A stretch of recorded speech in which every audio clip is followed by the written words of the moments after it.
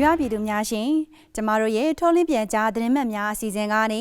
ဒီကနေ့မှထုံးလင်းတင်ဆက်ပေးမှာကတော့လူမှုကွန်ရက်မှာပြန်နေနေတဲ့သတင်းတုသတင်းမှသုံးပုဒ်ကိုသတင်းမှတ်ပြန်ကြားပေးသွားမှာပဲဖြစ်ပါတယ်ရှင်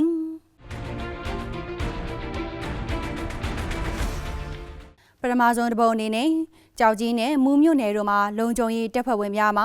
လေကြောင်းဖြင့်ဘုံကျဲပစ်ခတ်မှုကြောင့်ပြည်သူ3ဦးသေဆုံးပြီး2ဦးဒဏ်ရာရရှိခဲ့က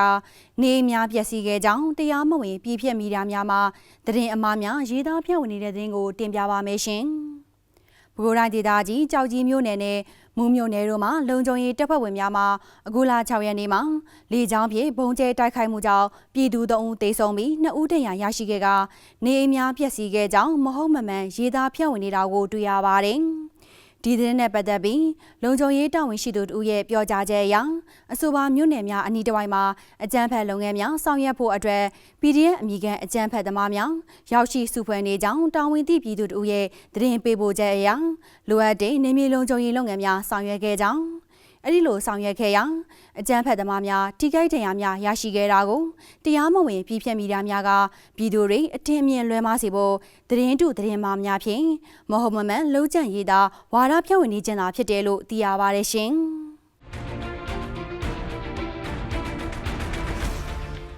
ဆက်လက်ပြီးစလင်းမြို့နယ်အတွင်းမှာလုံခြုံရေးတပ်ဖွဲ့ဝင်တွေရဲ့စစ်ကြောင်းထိုးဝင်ရောက်မှုကြောင့်ဒေသခံပြည်သူများထွက်ပြေးတိမ်းရှောင်နေရတယ်လို့သတင်းတုသတင်းမှားများရေးသားဖြန့်ဝေနေတဲ့သတင်းကိုတင်ပြပါမယ်ရှင်။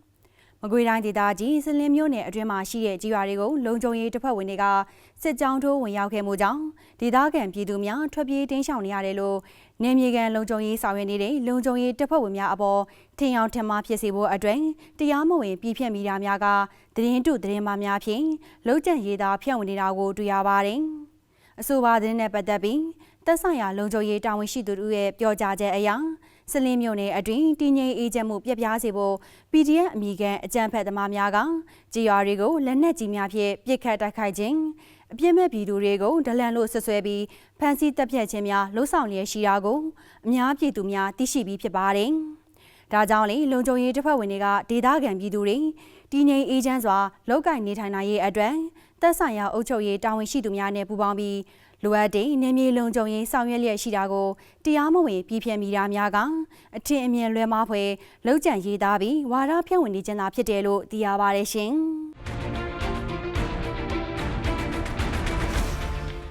နောက်ဆုံးတစ်ပုဒ်အနေနဲ့အုပ်ဖို့မျိုးနဲ့တောင်ကုန်းရွာမှာကလေးဖခင်တူကိုလုံခြုံရေးတပ်ဖွဲ့ဝင်တွေကစစ်မှုထမ်းဖို့နေအိမ်ထဲထိဝင်ရောက်ဖမ်းဆီးသွားကြောင်းတရားမဝင်ပြည်ဖြတ်မီဒီယာများကမဟုတ်မမှန်ရေးသားဖြန့်ဝေနေတဲ့သတင်းကိုတင်ပြပါမယ်ရှင်။ပဲခူးတိုင်းဒေသကြီးအုပ်ဖို့မျိုးနဲ့တောင်ကုန်းရွာမှာကလေးဖခင်တူကိုလုံခြုံရေးတပ်ဖွဲ့ဝင်တွေကစစ်မှုထမ်းဖို့အခုလ9ရက်နေ့ကနေအိမ်ထဲထိဝင်ရောက်ခေါ်ဆောင်သွားကြောင်းတရားမဝင်ပြည်ဖြတ်မီဒီယာများမှာမဟုတ်မမှန်ရေးသားဖြန့်ဝေနေတာကိုတွေ့ရပါတယ်။အဆိုပါသတင်းနဲ့ပတ်သက်ပြီးနယ်မြေကန်လုံခြုံရေးတာဝန်ရှိသူတို့ကိုဆက်သွယ်မေးမြန်းခဲ့ရာတရားမဝင်ပြည်ဖြတ်မီဒီယာများကပြည်သူလူထုစိုးရိမ်ပူပန်မှုမြင့်တက်စေဖို့အတွက်လုံခြံရေးသားကဝါဒဖြန့်ဝေနေတဲ့သတင်းအမှားသာဖြစ်ကြောင်းပြည်သူစစ်မှုထမ်းစင့်ခေါ်ရေးအဖွဲ့များအနေနဲ့ထုတ်ပြန်ထားတဲ့ပြည်သူစစ်မှုထမ်းဥပဒေနဲ့အညီသာဆောင်ရွက်လျက်ရှိပြီး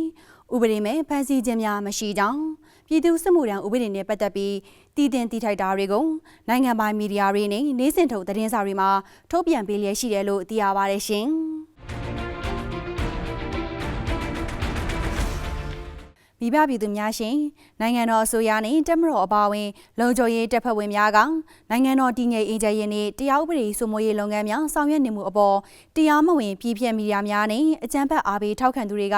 လူမှုကွန်ရက်တွေပေါ်မှာသတင်းတုသတင်းမှားတွေကိုရည်ရွယ်ချက်ရှိလှုံ့ဆော်ရေးသားဖြန့်ဝေနေတာကိုမိဘပြည်သူများသိရှိစေဖို့အတွက်သတင်းမှတ်များကိုတင်ဆက်လိုက်ရပါတယ်ရှင်။